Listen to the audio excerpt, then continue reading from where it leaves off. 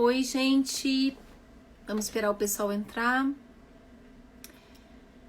Vamos esperar um pouquinho.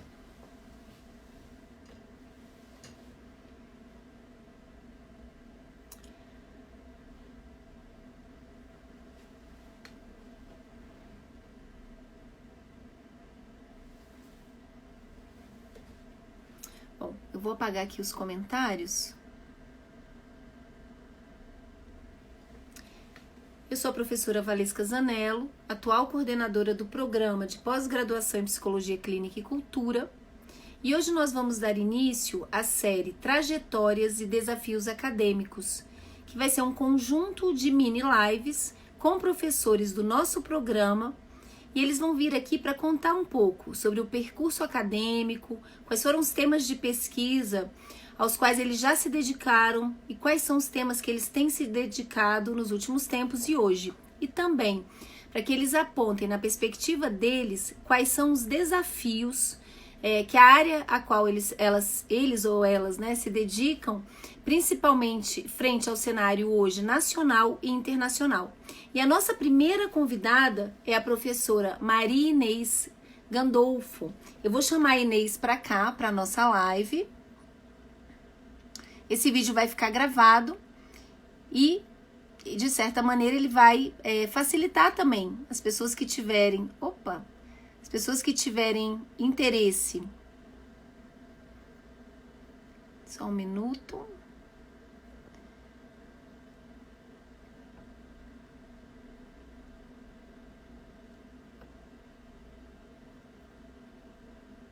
Aqui.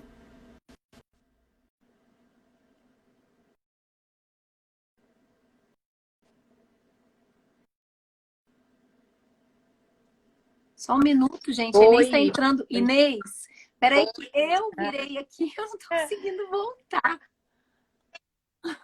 Tá engraçado isso. Calma aí. Aí. Menina, pronto. Oi, bom ver você, nem que seja distância. Vamos lá, querida. Eu queria que você começasse falando um pouco sobre o seu percurso. Então, onde você se formou, o que você já estudou, quais foram os seus temas de pesquisa, que você falasse tanto para o nosso aluno do nosso programa, para que ele possa te conhecer, mas também pessoas que têm interesse em vir estudar no nosso programa. Então, que você falasse um pouco do seu percurso. Tá bem, será um prazer. Obrigada pelo convite, Valesca, e te parabenizo por essa iniciativa. É muito bom a gente poder falar para que os alunos nossos conheçam um pouquinho mais do que a gente faz e também para, como você falou, né, para ver se a gente consegue também angariar outros alunos de outras cidades, né, de Brasília também, mas enfim, porque a gente tem essa abertura e essa vontade de ampliar, né, de receber pessoas que venham de outros contextos, de outras instituições. Meu caso não foi bem esse. Eu me formei na UNB, fiz a pós-graduação lá, né? Fiz o mestrado e doutorado na UNB. Eu fiz minha graduação no CEUB. E desde que eu saí do curso de psicologia, quando eu me formei, eu já ingressei diretamente no mestrado. Engatei e sempre continuei estudando. O meu mestrado foi com a professora Fátima Sudbrack, que depois, quando eu ingressei na UNB, foi uma grande parceira, com a qual até hoje também eu tenho parcerias de trabalho no PRODEC, e foi na área de psicologia comunitária. Eu trabalhava foi justamente na época que foi implantado o Estatuto da Criança e do Adolescente, e aí eu trabalhei numa instituição para avaliar um pouco como é que eram as relações que aconteciam entre os membros da instituição e os dirigentes, e foi um estudo sociométrico de uma instituição que acolhia adolescentes em situação de rua. Naquela época era muito comum ter muita criança e adolescente em situação de rua. A gente está assistindo a um fenômeno parecido, né, atualmente, mas naquela época era muito, muito comum.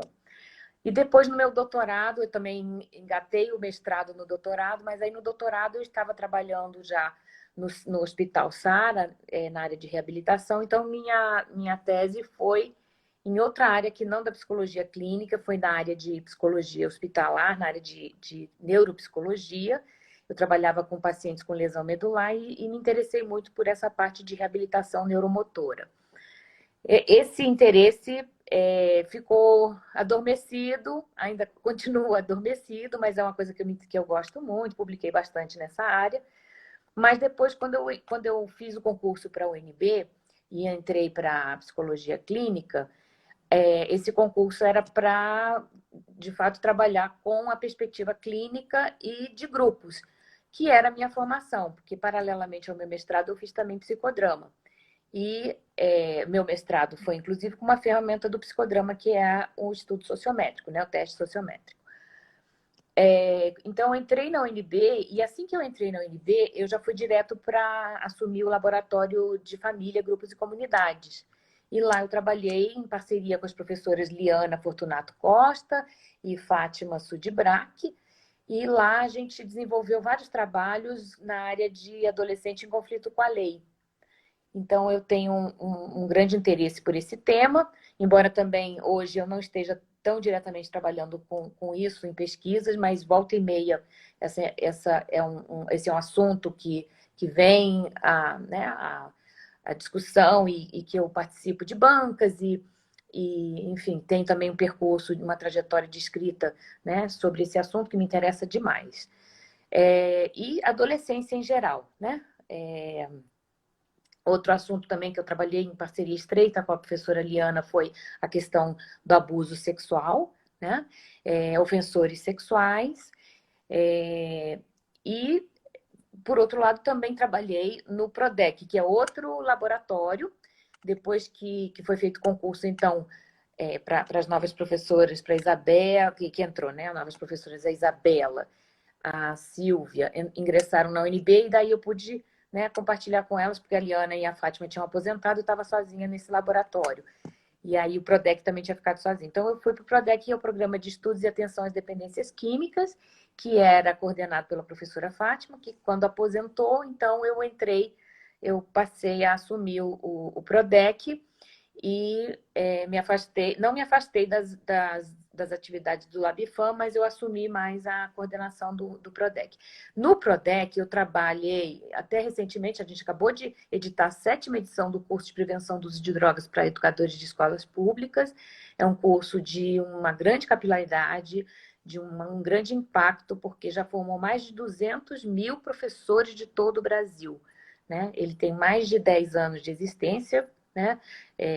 Foi criado em 2004 e desde então tem sido feito várias edições, e a gente fez a última edição no ano passado, e foi para um número reduzido, foi só 10 mil professores, mas a gente costuma fazer para 70 mil, para 50 mil, então esse número foi bem pequeno para a gente, mas foi muito interessante, em parceria com a Senad, com o MEC e com o Ministério da Justiça.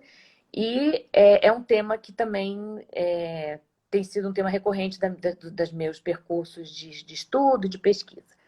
E também, aliado ao PRODEC, uma área que eu tenho trabalhado bastante, que tem me interessado já há muito tempo, é a área de redução de danos, né? Eu fiz um pós-doutorado no Canadá, no CAMAID, que é um centro de adição e saúde mental, e lá eu me aprofundei nesses estudos e realmente é um tema que me é muito caro, que eu gosto muito. E atualmente o PRODEC desenvolve alguns cursos de extensão em redução de danos, que é para uma população bem variada, desde estudantes de qualquer curso, né, que se interessa, até também moradores de rua, profissionais do sexo e toda a clientela que se interesse em fazer e se tornar, inclusive, um redutor de danos, né? Outra frente que eu tenho atuado bastante nessa linha também, com redução de danos e no contexto do PRODEC, é uma pesquisa que utiliza uma metodologia muito nova que se chama mapa corporal narrado. Então, por meio da utilização desse tipo de metodologia visual, a gente vai reconstruindo trajetórias de vida de pessoas em situação de rua, né? Atualmente eu acabei de orientar um mestrado que foi com homens em situação de rua e estou orientando um doutorado que são de mulheres negras em situação de rua. Então, a partir da construção desses mapas e pela inscrição dos acontecimentos na vida dessas pessoas, no corpo delas, as marcas que isso deixa, elas vão tratando de contar, de experimentar um pouco as narrativas e a reconstrução, inclusive, de significados atribuídos a determinadas histórias que foram vividas. Tem sido uma experiência muito interessante, muito terapêutica, né? Embora ele não se... O seu objetivo não era esse, mas sendo usado por psicólogos, está sendo uma potência incrível, né? No resgate de várias questões relacionadas a construções identitárias, a vivências de violência, enfim, é muito rico e já temos aí 2 publicações, né?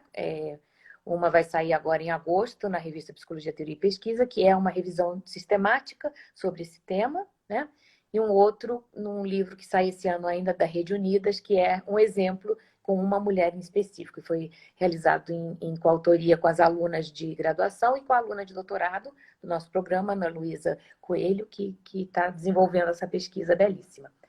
Bom, além disso, eu também trabalho com... Então, tem esse mapas corporais com população em situação de rua, que é uma das coisas que eu estou fazendo com mais dedicação do meu tempo, inclusive agora, na pandemia. Outro assunto também é a pesquisa qualitativa em saúde. Então, a pesquisa qualitativa, eu estou com um grupo, formei uma rede de pesquisadores, uma rede entre o Brasil e o Canadá, e a gente está divulgando, a gente tem feito o trabalho mais de ensino da pesquisa qualitativa na pós-graduação. Então, é um trabalho de grande peso por ser um trabalho que envolve várias instituições do Brasil, né? São várias universidades de todas as regiões do Brasil, e a Universidade de Toronto, onde eu também fiz, né, fui professora visitante e tive a oportunidade de conhecer o Centro de Pesquisa Qualitativa Crítica na Universidade de lá de Toronto. Então, hoje, meu tema maior, até mesmo o mapa corporal, aprendi nesse contexto da pesquisa com as canadenses, é esse da qualidade, né, do ensino qualitativo de qualidade. Então, eu tenho me dedicado a isso e esse é meu empenho e esse é hoje, vamos dizer assim, o grande interesse que eu tenho. E as pesquisas giram em torno disso. Além de pesquisa qualitativa, mas também associado a ele, eu estou num grupo de pesquisadores que trabalham na área de narrativas em saúde, medicina narrativa, e ele está vinculado, ou seja, está vinculado a várias instituições do mundo, são 14. O Brasil é o único país da América do Sul a fazer parte desse grupo, que foi admitido no ano passado. Ele chama DIPEX, o grupo DIPEX Internacional, e é isso que eu falei, é um grupo que recolhe narrativas em saúde de diversas condições de saúde. Então, hoje, por exemplo, nós estamos construindo um capítulo sobre narrativas de Covid. Então, a gente vai entrevistar profissionais da linha de frente que passaram por essa situação, familiares que tiveram né, algum ente querido que tenha padecido de Covid, e pacientes também que sobreviveram a essa experiência da Covid. Então, vai ter um capítulo da DIPEX Brasil, que vai se chamar Covid, bem como vai ter vários outros capítulos sobre Covid no mundo inteiro. Então, a gente vai fazer um grande acerto que a gente fez com as instituições que estão na DIPEX, e a gente vai fazer esse capítulo internacional, né? E, basicamente, hoje são essas 3 grandes... a grande área da pesquisa qualitativa, as narrativas em saúde e os mapas corporais com populações em situações de rua. Claro que, além disso, também oriento alunos que têm diversas temáticas na área de drogas, por exemplo, né? O uso da maconha tem sido um tema também que eu tenho estudado bastante, né? Em adolescentes. A questão da prevenção do uso de drogas também é um tema que concorre frequentemente, né, na lista das que eu mais me dedico. Enfim, e basicamente acho que é isso. Aí você quer que eu faça? Maravilhoso, Inês. Deixa eu te fazer uma pergunta. Antes da gente passar para a questão do que você acha, assim, na sua perspectiva, e dentro desses temas que você tem trabalhado, quais são os desafios, né, no cenário nacional e internacional para essas pesquisas, eu queria te fazer uma pergunta que às vezes é uma dúvida dos nossos alunos do nosso programa. Porque, assim, você teve um percurso que circulou por lugares diferentes. Quando você estava fazendo, você disse que emendou mestrado e doutorado, você tinha certeza que queria ser pesquisadora, que queria ser professora? Fala um pouquinho sobre isso. Tá, obrigada pela pergunta. De fato, assim, eu tinha uma vontade muito grande de conhecer. Eu me meti no mestrado porque eu queria continuar estudando, achei que era pouco. No doutorado, já foi uma pergunta que me foi feita quando eu trabalhava no SARA. A chefe, fisiatra, fez uma pergunta se de fato aquela técnica era eficaz no tratamento do paciente. E eu fui tão a fundo que, de fato, me inspirou a fazer um doutorado. E eu fiz o doutorado e pude levar essa resposta um pouco mais elaborada, né? Eu tinha isso como uma coisa muito distante, mas talvez um desejo oculto de me tornar uma pesquisadora para fazer o que eu mais gosto, que é estudar, pesquisar, né? Depois eu tomei um amor muito grande por lecionar, mas eu confesso que a parte de ensino não era a que eu mais tinha desejo, inclinação. Eu fui tomando gosto por isso. A gente vai se apaixonando pelo ensino à medida que a gente vai vendo na oportunidade de ensinar, aprender. Né? Mais do que qualquer coisa, eu acho que essa parte nossa de docência a gente não envelhece, porque a gente está aprendendo o tempo inteiro. Então, é uma das coisas que eu mais gosto, é justamente essa vitalidade de trocar com o aluno, de conhecer, de conhecer o conhecimento dele, de trocar o que existe de experiência ali que possa ser co-construída. Né? Então, é nesse sentido. Mas eu não tinha pensado na vida acadêmica. Meu pai queria que eu seguisse carreira diplomática, mas eu até tentei, até comecei a ter. Minha obsessão com a língua portuguesa é um pouco de ter estudado bastante para isso, mas eu não me via nisso e realmente, ainda bem, porque hoje eu sou muito feliz onde eu estou, na academia. E me diz uma coisa, Inês. Frente a tudo isso que você trouxe, quais são os desafios, né, na sua perspectiva, a esses campos, a esses temas de pesquisa, tanto no cenário hoje no Brasil, no momento político tão complicado, quanto também no cenário internacional? Tá. Bom, a primeira questão que se coloca como um desafio é o próprio campo da pesquisa qualitativa, né? Que, embora eu tenha assistido isso de camarote mesmo, porque desde que eu entrei na universidade, a pesquisa qualitativa era insignificante no primeiro momento e a gente sempre pedia licença para poder falar do que a gente fazia, com aquele medo e com aquela certeza de que iam olhar para a gente como se a gente estivesse fazendo pseudociência. E eu também tive a sorte, a alegria de assistir esse crescimento dessa ciência qualitativa e também de perceber que ela tem sido valorizada, mas que, mais do que nada, nós é que somos responsáveis por fazer dela uma ciência que chegue a ser reconhecida com o mesmo estatuto que a ciência hegemônica positivista tem, mas não precisa se travestir de outras coisas para se desconfigurar do seu verdadeiro propósito de fazer ciência de uma outra maneira. Né? A gente ainda tem um campo que é dominado pelo pensamento hegemônico da pesquisa quant, e muitas vezes a gente padece mesmo de não ser reconhecido, de não ter um artigo aceito porque não tem uma amostra significativa. Mas, enfim, a gente também está conhecendo outros né, interlocutores que estão começando a valorizar isso, mas, lamentavelmente, ainda não há uma equidade em relação ao número de revistas que aceitem esse tipo de trabalho. Né? Ainda é, como eu falei, um espaço dominado por esse outro paradigma. Então, esse é um dos grandes desafios. Por isso que eu me empenho muito em ensinar pesquisa qualitativa com muita qualidade, para que a gente possa, de fato, dizer aquilo que a gente tem a oferecer, e só pode ser se for com muita qualidade, senão a gente vai continuar sendo, né, aquela ciência duvidosa. Né? Agora, para além da questão do método e do campo científico, né, outros desafios se colocam, mas são desafios até que transcendem o espaço acadêmico, que a gente sabe que é o momento que a gente vive, em que, lamentavelmente, essas ameaças estão constantemente nos assediando, nos fazendo a temer, inclusive, o fato de estarmos nos dedicando a temas tão caros, né, tão importantes, tão delicados e, por vezes, tão vamos dizer assim, transgressores, né? Porque a gente está falando de coisas que ninguém quer ver, né? É o invisível, o indesejável. Ninguém quer saber do usuário de drogas. Ninguém quer ver a pessoa em situação de rua. Muito menos o adolescente que cometeu um ato infracional. Muito menos um adulto que cometeu uma ofensa sexual. Então, os ataques constantes que a gente está tendo em relação ao próprio conhecimento, e principalmente o conhecimento das áreas sociais e humanas, tem sido um grande desafio, né? E também a própria desvalorização do trabalho acadêmico é outra coisa triste, né? Que acaba também minando muito das nossas energias, enfim. E o ataque ao que a gente mais prega, né? Assim, porque há uma militância, sim, enquanto pesquisador, que é pelos direitos humanos.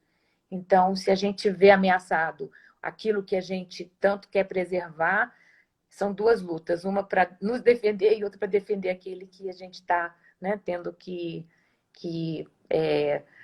trabalhar com esse cunho emancipatório, com esse cunho, né, participatório, para não reproduzir o que a gente vem fazendo, né, há vários anos, que é falar sobre o outro de um lugar que nem sempre diz do outro o que ele é, né? Então, fazendo pesquisa qualitativa, pesquisa crítica, isso tem me ajudado muito a sentir que eu estou fazendo algo que faz sentido e que, enfim, e que está aliado a essa perspectiva, né, de co-construção. Eu acho que é isso. Muito bom, Inês. Foi maravilhoso, adorei a entrevista. A entrevista vai ficar gravada aqui no IGTV. Então, tanto os alunos podem, quem viu a entrevista pode rever, outros alunos terão acesso e também pessoas interessadas em vir para o nosso programa. Foi ótimo, Inês. Obrigada, viu? Valesca. Beijo grande. Beijão. E a próxima a gente vai fazer propaganda aqui. A próxima professora que vai ser entrevistada vai ser a professora Daniela Chatelar. Beijo e a gente se vê. Beijo, tchau.